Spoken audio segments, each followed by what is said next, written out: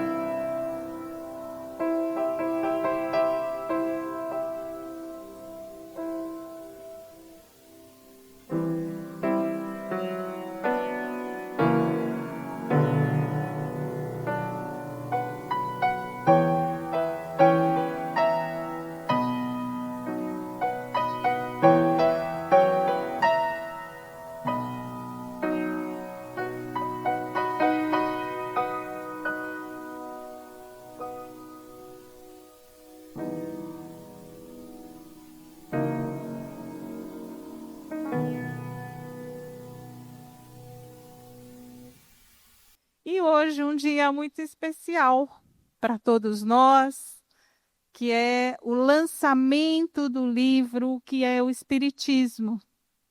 Vamos fazer aqui uma breve síntese dessa obra impecável que foi traduzida do francês para nós aqui da Federação Espírita de São Paulo, traduzida aí pelo nosso amigo Silvano.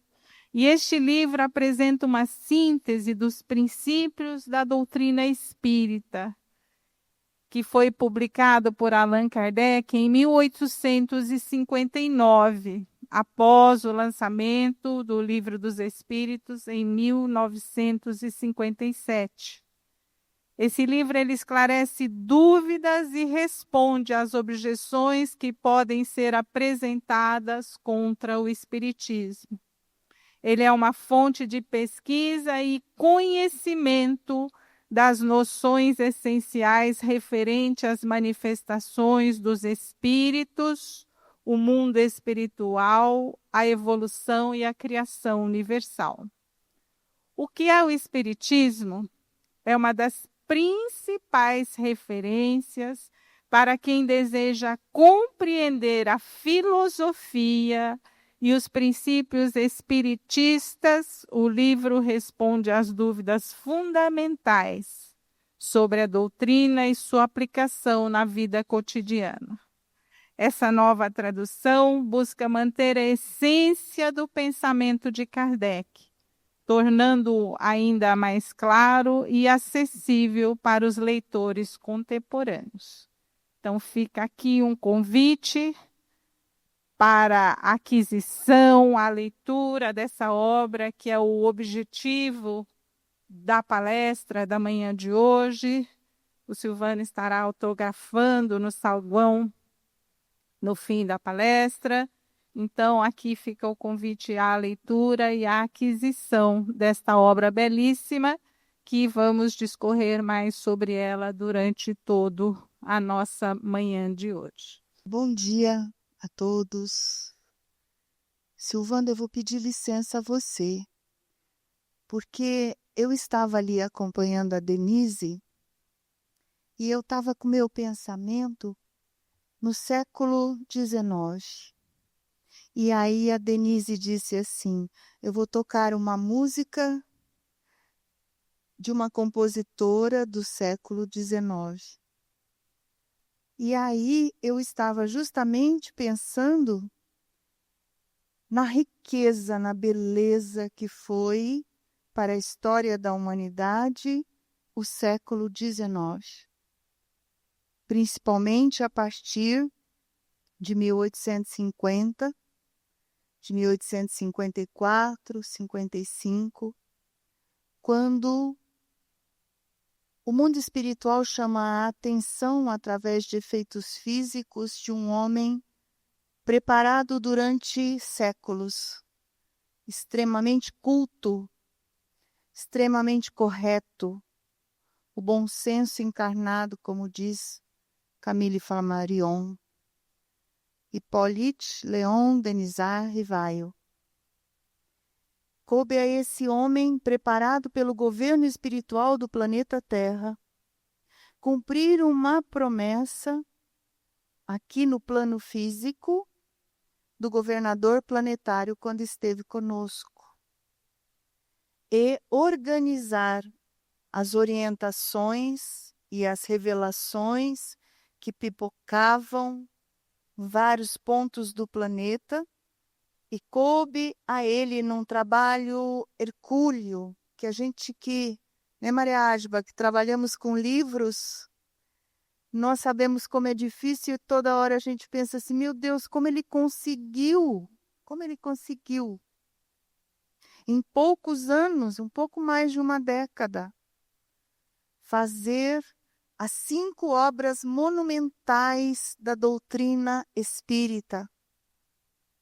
A Federação Espírita do Estado de São Paulo tem nas suas publicações das edições FEESP o Livro dos Espíritos, a primeira obra, a segunda obra, o Livro dos Médiuns, e a terceira obra, apoteótica, o Evangelho segundo o Espiritismo. Essas 3 traduzidas pelo professor Herculano Pires, a quem nós agradecemos e reverenciamos, porque com certeza esse povo hoje está por aqui, viu, Silvano?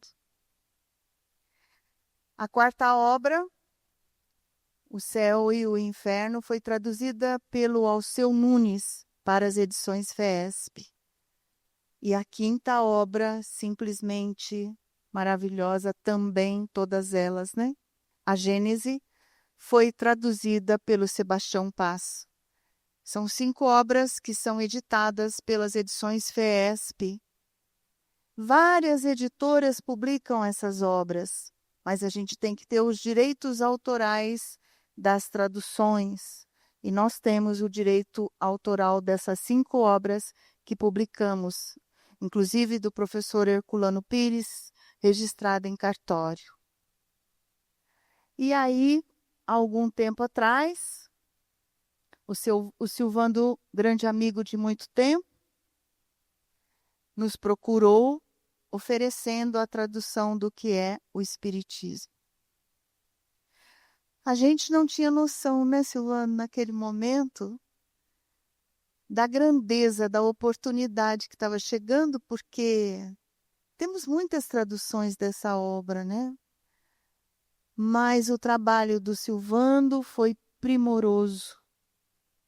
Ele, inclusive, humildemente aceitou as orientações, os nossos palpites, né? A Mariade Bajorge é diretora do Departamento das Edições FEESP, e ele humildemente também aceitou a revisão do Roberto Watanabe e do Manuel Portazzo, que está aqui conosco hoje, que fez também um trabalho primoroso, né, meu amigo, parceiro de tanto tempo. Então, o que nós estamos hoje lançando é uma tradução belíssima dessa obra na íntegra, uma obra que Kardec lança 2 anos após ele ter publicado O Livro dos Espíritos, mas essa obra tem uma característica muito linda, Silvando vai falar dela, mas ela é muito fácil da gente entender doutrina, muito boa, inclusive, para a gente dar de presente para quem não conhece doutrina.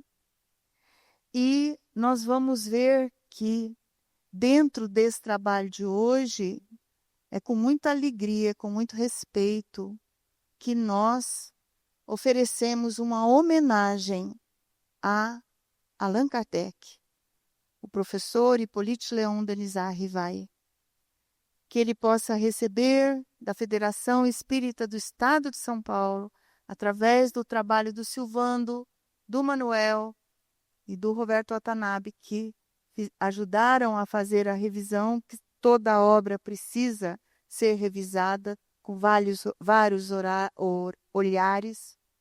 Nós oferecemos a ele essa nossa singela homenagem, esse nosso trabalho, elaborado com tanto carinho durante muito tempo pelo Silvando. A obra está disponível e eu gostaria de que vocês conhecessem um pouquinho quem é esse professor de francês que foi lá buscar o texto em francês e trouxe para nós a tradução. O nosso palestrante é espírita, dedicado desde 1983, quando teve seu primeiro contato com a Federação Espírita do Estado de São Paulo. Eu vou ler, viu, Silvano, porque sua vida tem muita coisa, viu? Desde então, trilhou um caminho de estudo e comprometimento com a doutrina. Isso hoje em dia não é fácil. Concluindo todos os cursos oferecidos pela FEESP, formando-se como expositor, educador da Federação em 1990. Seu trabalho no movimento espírita é amplo e constante. Atua como médium e expositor das assistências espirituais, além de ter contribuído significativamente nos cursos de educação mediúnica e de educador espírita. Atualmente, dedica-se à educação continuada, auxiliando na formação de novos estudiosos e trabalhadores da doutrina. Hoje, celebramos um marco significativo dessa jornada do Silvando, com a apresentação da nova tradução do livro O que é o Espiritismo, trazendo ainda mais clareza e acessibilidade a esta obra fundamental. Esse trabalho representa um grande passo na difusão da doutrina, permitindo que esta nova edição seja um instrumento de aprendizado e reflexão para todos os que buscam compreender os mistérios da existência e a jornada do espírito. Convidamos vocês a explorarem esta obra, a conhecerem, é uma delícia lê-la, é uma forma gostosa de aprender doutrina, de nos esclarecer, porque a primeira parte principalmente são perguntas e respostas muito interessantes elaboradas por Allan Kardec.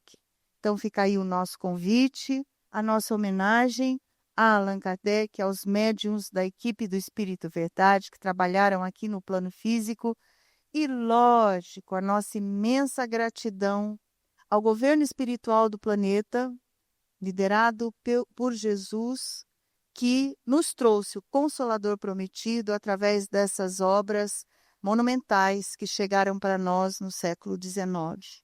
Mas quem vai falar muito melhor sobre esse livro é justamente o tradutor de Kardec, Silvando. Silvando, é um prazer. Então nós vamos agora falar, como já foi anunciado, sobre o livro. Antes, porém, de falar sobre o que é Espiritismo, vamos retroceder um pouquinho, 2 anos antes. Como Vera falou, em 1857, veio a lume o Livro dos Espíritos. Esta obra monumental que veio marcar a chegada da terceira revelação, a chegada do Consolador prometido por Jesus, o governador planetário, que disse: se me amais,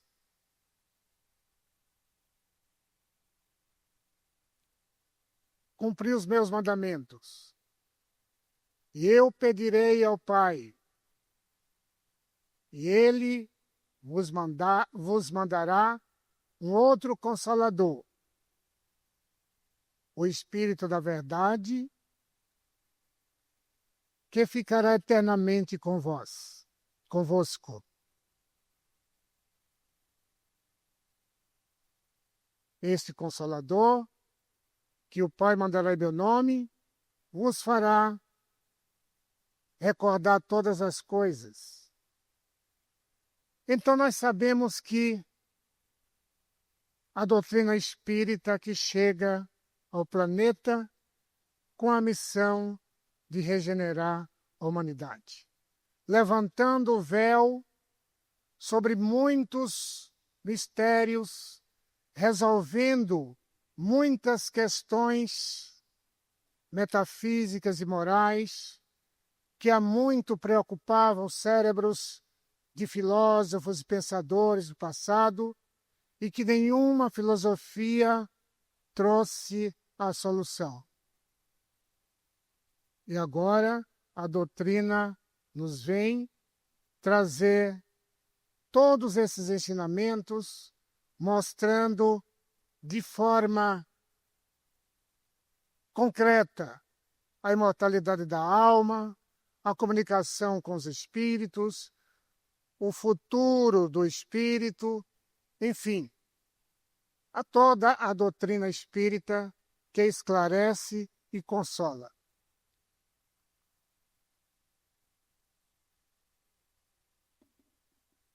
Muito bem.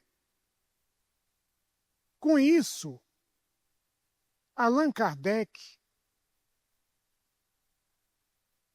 se surpreendeu com o sucesso desse livro. Estourou no mundo inteiro vendas surpreendentes, tanto na França como em outros países da Europa, como nas Américas, de uma forma assim vertiginosa. E Kardec recebia diariamente milhares de cartas de pessoas dos 4 cantos do mundo perguntando sobre o Espiritismo. O que é o Espiritismo? O que são os espíritos? Como eles vivem? Como se dá a comunicação entre os vivos e os mortos? E eram tantas, porque as pessoas, principalmente depois dos comentários favoráveis de pessoas cultas eminentes sábios, cientistas, escritores, que falavam da excelência dessa obra, da profundidade, da capacidade extraordinária de Kardec de organizar, de classificar todas aquelas informações que vinham dos espíritos e concatenar com uma lógica rigorosa, com um método perfeito, e escrever uma introdução que é uma obra-prima de lógica, de organização, de exposição. Então, tudo isso alvoroçou o mundo inteiro. Mas esta novidade provocou incômodo em muita gente, principalmente setores religiosos, instituições religiosas já organizadas há muito tempo, vivendo, desfrutando de um certo prestígio na sociedade, de repente viu-se abalados os seus ensinamentos, os seus dogmas. E qual a reação? O ataque. E com isso, Allan Kardec sofreu muitos ataques, muitas críticas injuriosas, tanto da parte de cientistas como da parte de religiosos. E isso ele já sabia porque os espíritos superiores já o haviam advertido, porque tudo que é novo ameaça aquilo que já existe e que goza de uma certa autoridade e de uma certa consideração na sociedade. Então, foi a partir daí que Allan Kardec tomou a iniciativa de, no ano de 1559, aliás, o ano em que as críticas se tornaram mais contundentes, é que ele escreveu este livro, O que é Espiritismo? Para responder àquelas perguntas que eram feitas quase que diariamente para ele, e que ele tinha muitas vezes, apesar de todas as suas ocupações, responder milhares de vezes a mesma coisa. Então ele escreveu este livro para esclarecer de forma simples, de forma acessível para todas as inteligências e também para combater aquelas críticas que se faziam à doutrina espírita, de charlatanismo, de fraude, de voltar à superstição, ao sobrenatural. E tudo isso Kardec coloca neste livro. É por isso que nós preferimos colocar o título com interrogação, e nós vamos ver daqui para frente o motivo. O livro é composto de um preâmbulo, um prefácio e 3 capítulos. No preâmbulo, Kardec explica o motivo que o levou a escrever a obra e também ele fala sobre o conteúdo de cada capítulo, que são 3. Então ele diz aqui, no início do preâmbulo, as pessoas que só têm do Espiritismo um conhecimento superficial são naturalmente levadas a formular perguntas, às quais um estudo completo lhes daria, sem dúvida, a solução. Mas o tempo e, frequentemente, a vontade lhes faltam para se dedicar às observações contínuas. antes de empreenderem esta tarefa, gostariam de saber, ao menos, de que se trata e se valeria a pena se ocupar dessas coisas. Então, ele aqui está falando que escreveu principalmente para atender a essas pessoas que tinham apenas um conhecimento superficial e que gostariam de conhecer mais o Espiritismo e, por qualquer motivo, não tiveram condições de empreender a este trabalho. Então, nós vemos aqui que Kardec está falando que escreveu para responder às perguntas que se faziam sobre o Espiritismo, de que falei há pouco. E já no final do prefácio,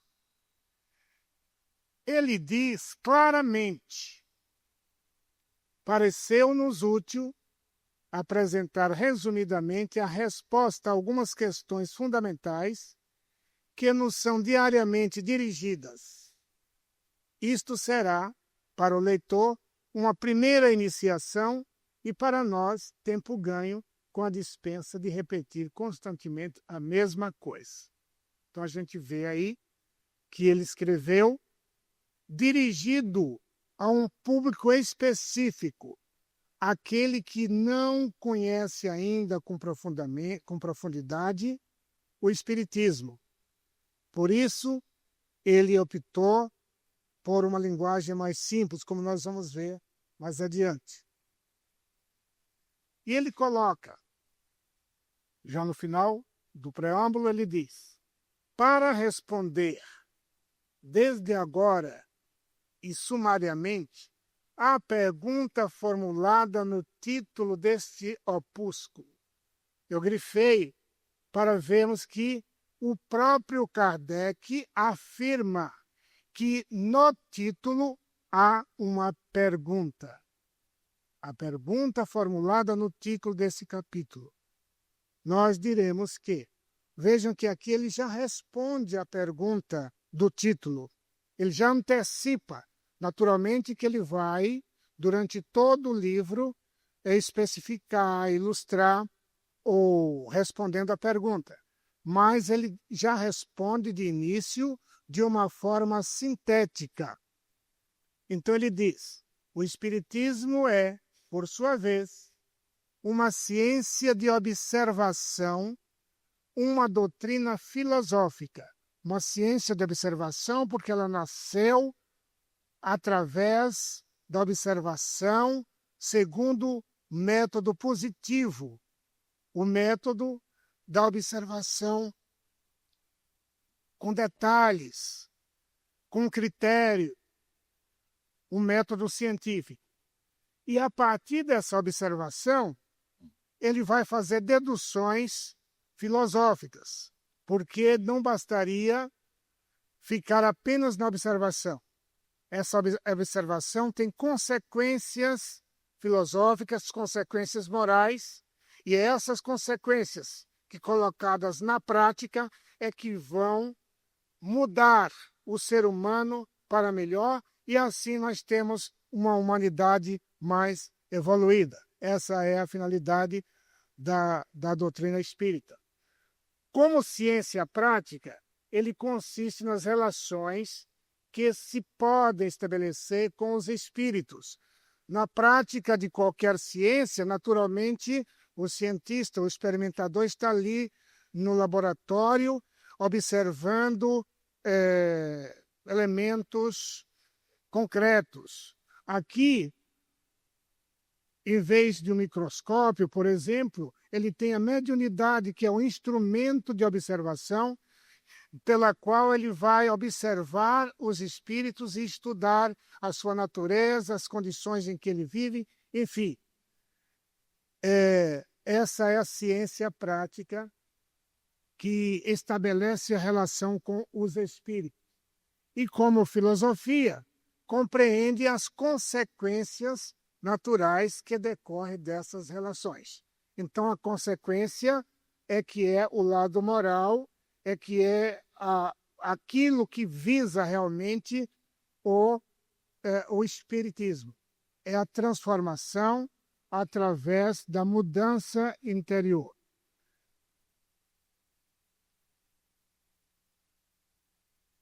E ele, naturalmente, apresenta mais uma forma, mais resumida ainda, mas outra maneira de definir a doutrina, dizendo: o Espiritismo é uma ciência que trata da natureza, da origem e da destinação dos espíritos e das suas relações com o mundo corporal. Aqui a gente vê que é uma definição mais restrita, mais específica. Doutrina dos espíritos, que estuda os espíritos, a sua natureza e sua destinação, e suas relações com o mundo corporal. Agora vamos passar para o primeiro capítulo, que ele intitula Pequena Conferência Espírita. O primeiro capítulo contém, sob forma de diálogos, a resposta às objeções mais comuns por parte daqueles que desconhecem os princípios fundamentais da doutrina, assim como a refutação dos principais argumentos dos seus contraditórios. Esta forma nos pareceu a mais conveniente, porque não tem aridez da forma dogmática. Este capítulo é o capítulo que prende a atenção do leitor logo no início, porque ele usou um método bastante atrativo, bastante agradável, que é o diálogo.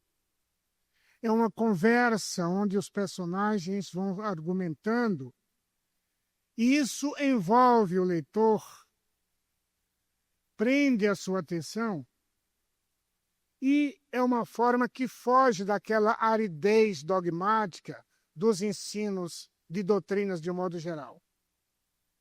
Então fica mais fácil, mais leve para ler em pouco tempo esta obra. E este método não é apenas da época de Kardec, já existia muito antes. Platão usou nas suas famosas obras os diálogos de Platão, onde ele expunha o pensamento de Sócrates e o pensamento próprio, envolvendo o leitor na sua leitura, participando daquelas argumentações. E também, mais tarde, em Roma, o filósofo Cícero, Marco Túlio Cícero, também usou esse recurso. No ano de 47 a.C.,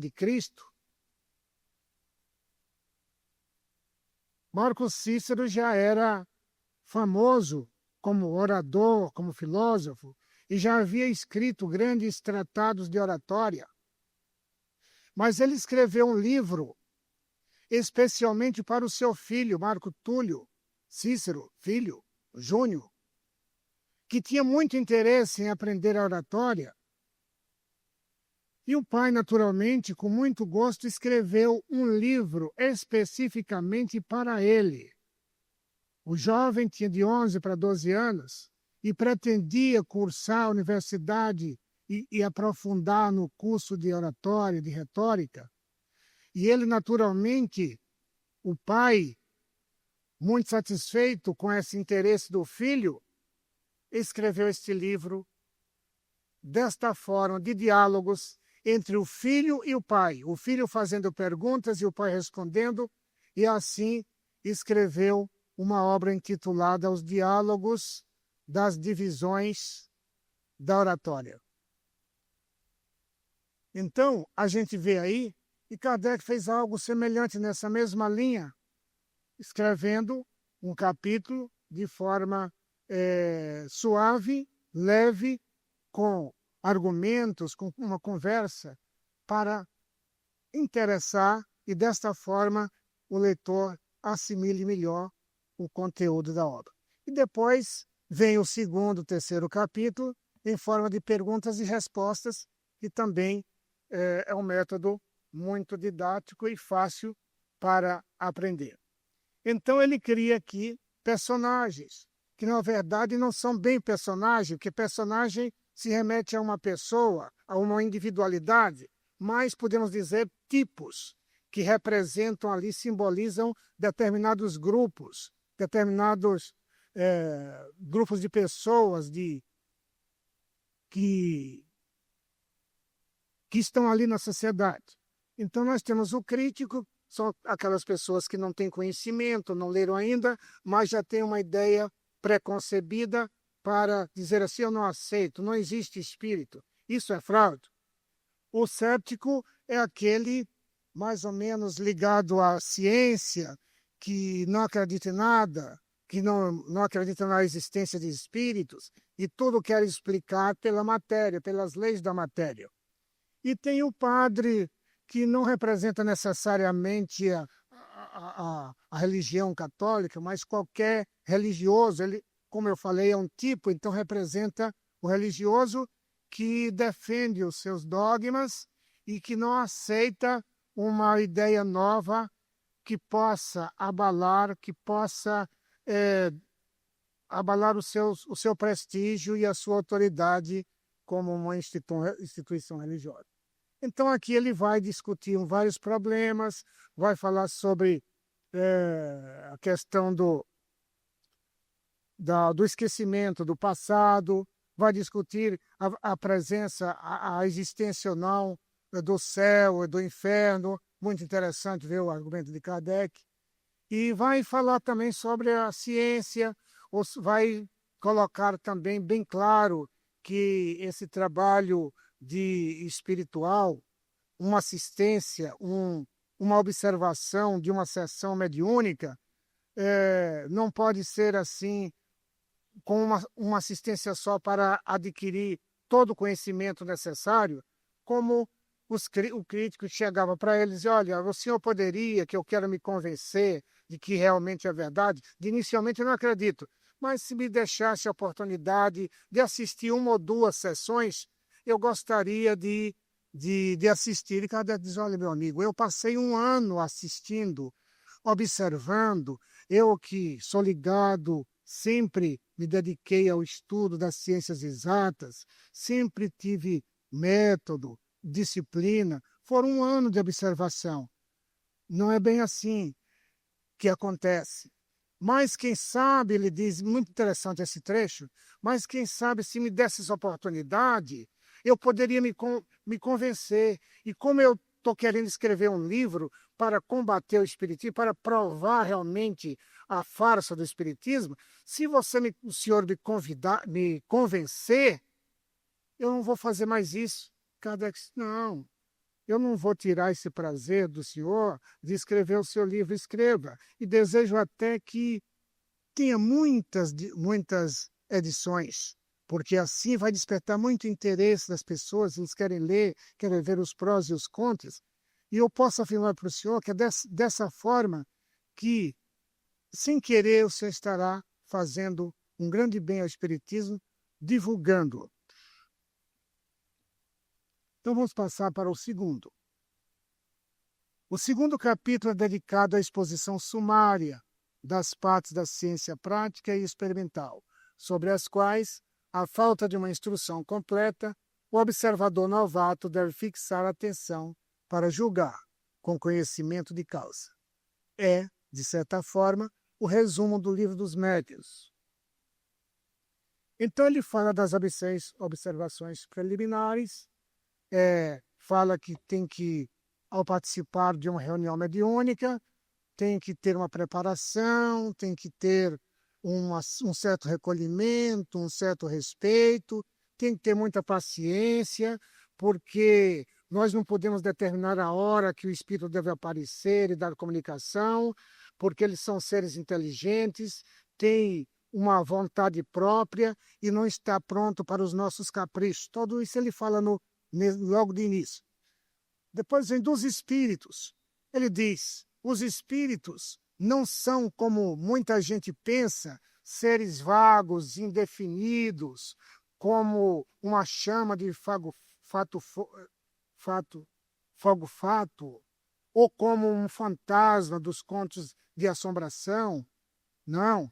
São seres definidos, eles existem, são almas que viveram no mundo, ou aqui na Terra ou em outros mundos, como nós. Simplesmente não têm o corpo físico. Então, esses espíritos são seres tão concretos e tão reais como nós. E ele fala que o espírito é um ser duplo. Por quê? Ele contém a alma, que é o princípio inteligente, e é revestido com um corpo espiritual, etéreo, um corpo imponderável, que é o perispírito. Então, a alma, que é o princípio inteligente, é aquele que pensa, que sente, que tem a vontade e o senso moral, ela está sempre acompanhada desse perispírito. Esse é o espírito. E quando está encarnado, nós temos um ser triplo, porque nós temos a alma, temos o perispírito e o corpo físico. Quando esse corpo físico morre, ou pelo desgaste das energias vitais, esta alma, com seu perispírito, abandona aquele corpo e vai para o mundo espiritual, assim como a borboleta que abandona a crisálida. Então aí nós temos o espírito no mundo espiritual. Ele costuma dar o nome de alma para o espírito quando está encarnado, tratar alma. Mas ele mesmo diz que o termo alma tem vários significados.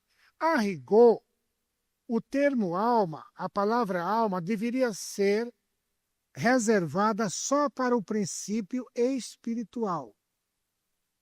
Seria o sentido mais exato. Mas, como não se concebe o princípio espiritual dissociado do perispírito, e nem se concebe também o perispírito sem o princípio espiritual para animá-lo, acontece que nós, por isso mesmo, tomamos um pelo outro. É aquela figura de linguagem que nós chamamos de metonímia, a parte pelo todo. E assim, nós falamos as almas do outro mundo como sinônimo de espírito. Nós costumamos dizer, até mesmo no sentido do ser humano, por exemplo, aquela cidade naquele ano tinha apenas 2.000 almas, para dizer 2.000 pessoas. Então vejam bem que o termo alma está tomado no lugar do ser humano como um todo. E é muito comum nos dias de hoje, até, a gente dizer assim: ontem à noite eu saí na praça, dei uma volta, não tinha uma viva alma. Já ouviram essa expressão? Quer dizer, não tinha ninguém, não tinha nenhuma pessoa. Então, o termo alma, ele explica que existe em várias formas, mas deveríamos adotar alma só para o princípio inteligente. Comunicação com o mundo invisível. Esta comunicação se dá de várias maneiras, pode ser pela audição, pela visão, pela escrita, pela música, são várias formas. E o fim providencial das comunicações espíritas é mostrar a imortalidade da alma, provar de forma científica, de forma concreta, e também mostrar que a vida continua e que nós temos um destino, porque Kardec experimentou, ouviu muitos espíritos que contam a sua verdadeira vida no mundo espiritual, feliz ou infeliz, como que eles vivem. Os médiuns. E os médiuns são aquelas pessoas que têm uma aptidão especial para dar as comunicações. Existem os médiuns de efeitos físicos, que são aqueles que consegue produzir movimentos de objetos, barulhos, ruídos, são os médios chamados de efeitos físicos, e até mesmo de produzir o fenômeno da materialização de espíritos, que principalmente na época de Kardec aconteceu muitíssimo, levando muita gente totalmente incrédula a se convencer, e muito mais que isso, ser assim grandes trabalhadores do espiritismo, grandes cientistas que escreveram seus relatos depois de experiências com médiuns de efeitos físicos que conseguiam materializar espíritos, e eles tocaram, esse espírito passeavam na sala conversando com as pessoas, se deixavam tocar, as pessoas sentiam o coração pulsando, sentia a temperatura, sentia o ar da pessoa, o hálito, enfim, o perfume, tudo isso foram manifestações que trouxeram convicções incontestáveis para a doutrina espírita. Tem os médios também, os médios de efeitos físicos e os médios inteligentes, aqueles mais comuns e que são mais produtivos para a doutrina, que trazem mensagens mais extensas, são os médios chamados médios escreventes ou psicógrafos. Esses médios têm uma variedade, pode ser médios mecânicos, são aqueles que são tomados pelo espírito e escrevem de uma forma involuntária e assim frenética, não param mesmo que eles queiram, e esses médios não têm consciência daquilo que estão escrevendo, vão saber depois que escrevem. E existem aqueles também que são tomados automaticamente para escrever, mas vai passando na sua mente a ideia que está sendo escrita. Esses são os médios semimecânicos.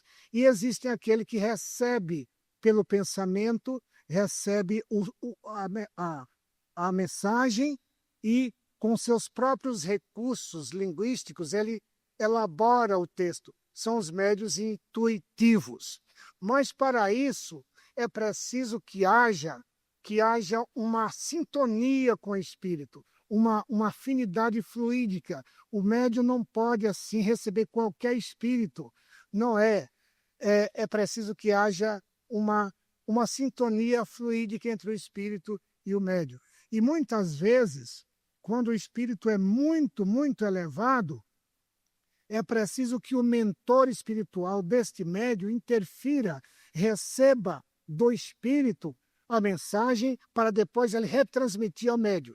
E Divaldo Franco conta um caso em que ele estava na cidade de Pádua, e ele queria muito visitar a igreja de Santo Antônio, porque ele era devoto desde a época em que ele era católico, mesmo porque Santo Antônio foi um grande médium e também sofreu muito no início com assédio de entidades inferiores, e foi um grande divulgador do cristianismo.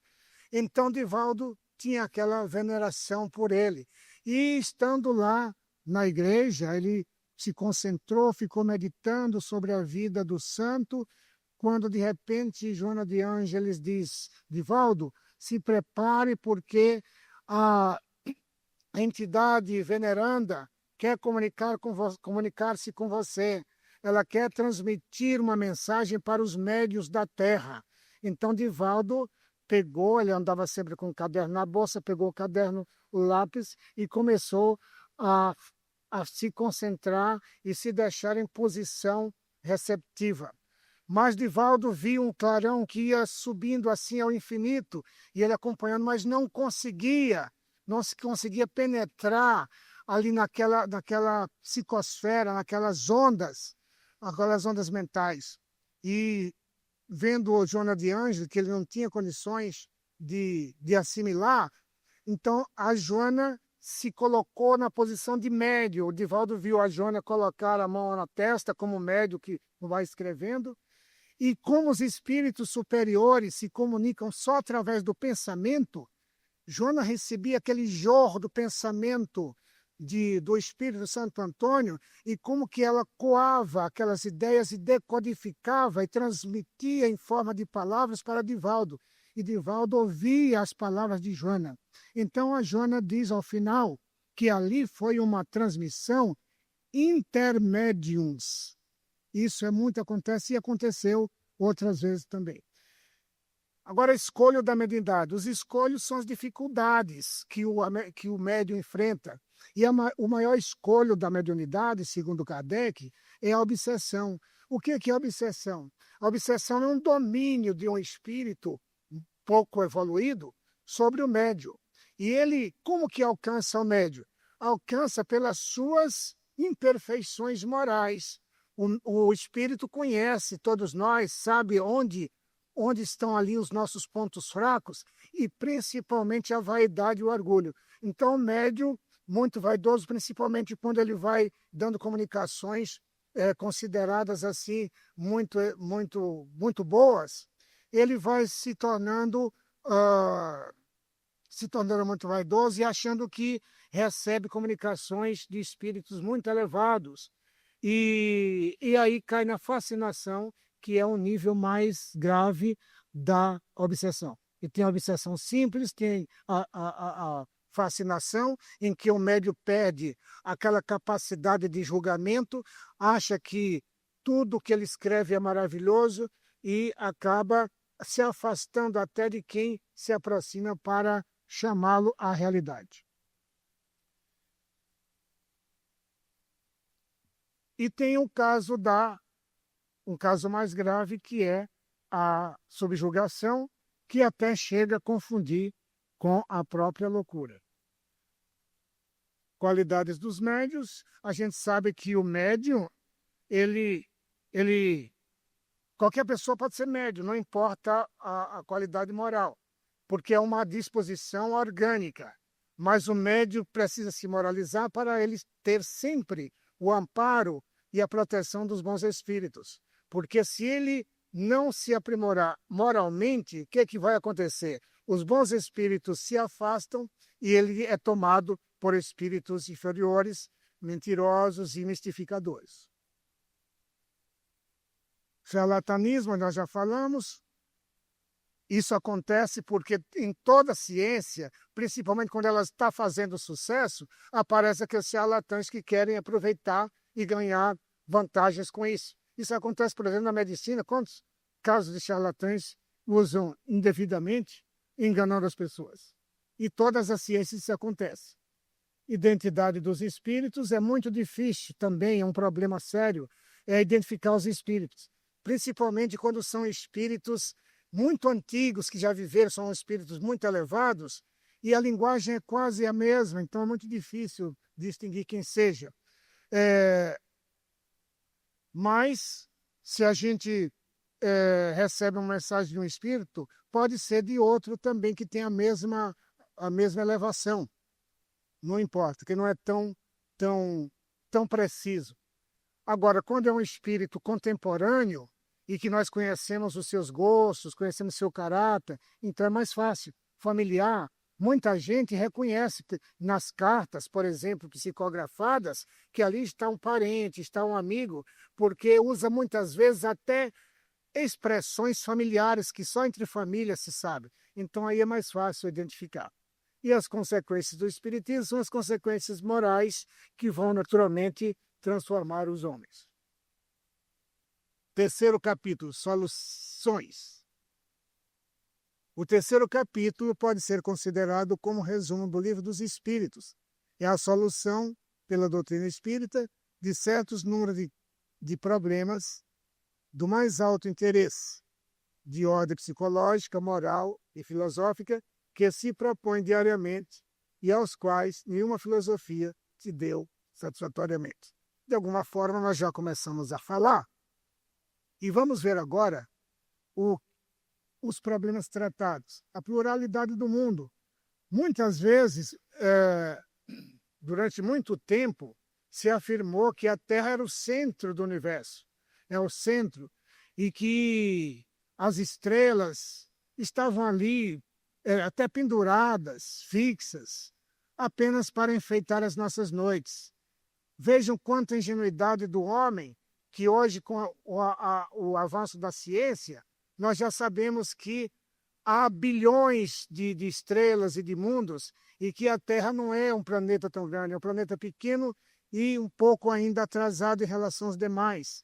Existem muitos mundos, mundos como o nosso, aqui de expiação e prova, mas existem mundos ainda mais atrasados, e mundos adiantados e mundos sublimes. Todos esses mundos serão percorridos por todos os espíritos, à medida que vão evoluindo espiritualmente, moralmente, vai também, quando não tiver mais nada para aprender na Terra, vai para outros mundos. Então, o homem durante a vida terrestre, ele está aqui, como nós já falamos, encarnados para evoluir. É a encarnação necessária para o espírito, para ele aprender. Ele vai sentir na carne um aprendizado. Ele vai ter a oportunidade de resgatar alguns débitos do passado, de uma vida passada, e também aprender coisas novas, se melhorar moralmente. E com isso ele vai voltar ao mundo espiritual melhor e ficar lá na raticidade por um bom tempo até surgir a oportunidade dele vir novamente. E assim nós temos muitas e muitas vidas. Em cada vida nós aprendemos um pouco mais até chegarmos um dia à perfeição. E aí, com essa perfeição, é que nós vamos sentir realmente a verdadeira felicidade, porque a felicidade ela é proporcional à perfeição adquirida, porque o sofrimento, a dor, a infelicidade é resultado das nossas imperfeições, das nossas paixões materiais. E à medida que nós vamos crescendo moralmente, espiritualmente, vamos deixando o egoísmo, vamos combatendo o nosso orgulho, nossa vaidade, nos tornando mais fraternos, nos tornando mais amorosos, nos tornando mais humildes. Então, nós vamos naturalmente nos livrando de muitos males que são causados pelas nossas imperfeições. O homem depois da morte. Então, o homem depois da morte, ele vai viver a vida do espírito e lá ele vai viver de acordo com o que ele viveu na Terra. Se ele vai sofrer quando fez coisas que não foram boas, que contrariaram as leis divinas, a lei do amor, da caridade, a lei da justiça, naturalmente ele vai sofrer as consequências de tudo isso. Não que Deus estivesse lá anotando tudo que ele fez, não existe isso, mas existe um mecanismo na nossa consciência, porque Kardec diz na questão 621, onde está escrita a lei de Deus? Na consciência. Então, cada vez que nós cometemos um ato de infração contra as leis divinas, mesmo que ninguém tenha visto, não importa, a nossa consciência registrou e fica ali no perispírito, mais cedo ou mais tarde nós vamos sofrer essa sanção. Então, no mundo espiritual, o espírito sofre as consequências do que ele fez. Se ele cometeu crimes, o castigo vai ser ver aquelas vítimas a todo momento na sua frente, vai ser viver constantemente no local do crime, sem poder se libertar. Se ele viveu uma vida de Fausto, uma vida de luxo, ele vai se sentir ali sem nada disso, sem considerações, mesmo que tenha sido um rei, uma rainha, ele vai viver uma vida de um miserável espiritual.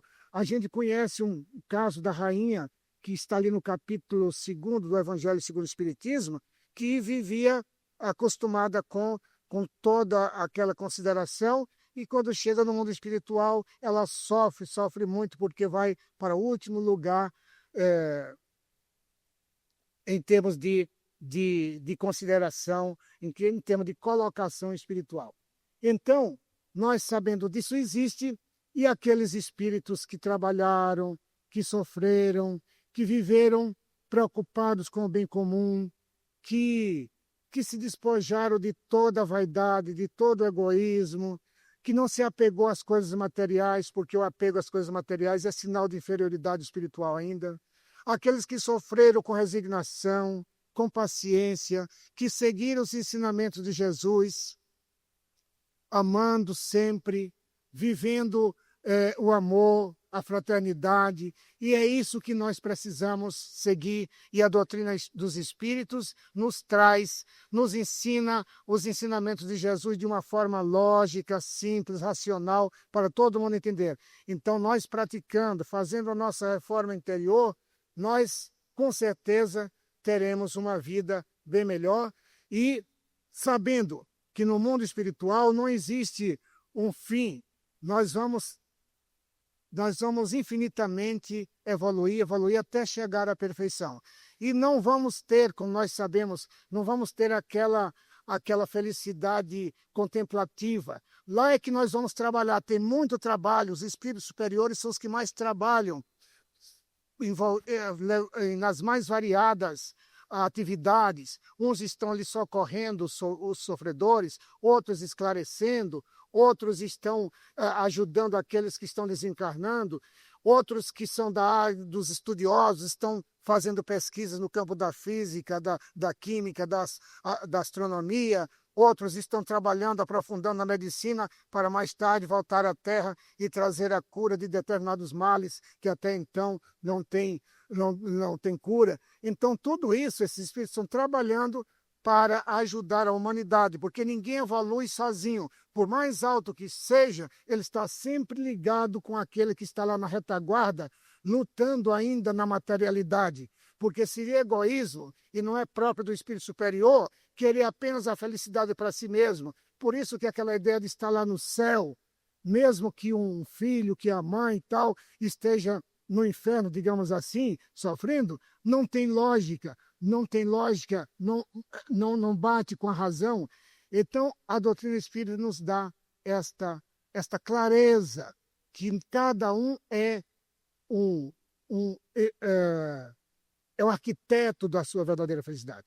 Então, que nós possamos começar por esse livro, reler, quem não leu ainda, lê, e quem já leu, lê novamente, e aprofundarmos depois dele na doutrina espírita, porque é a doutrina espírita que vai nos esclarecer, nos consolar, nos dar força nos momentos difíceis, e desta forma prosseguir a nossa caminhada evolutiva. Muito obrigado pela atenção, muita paz a todos.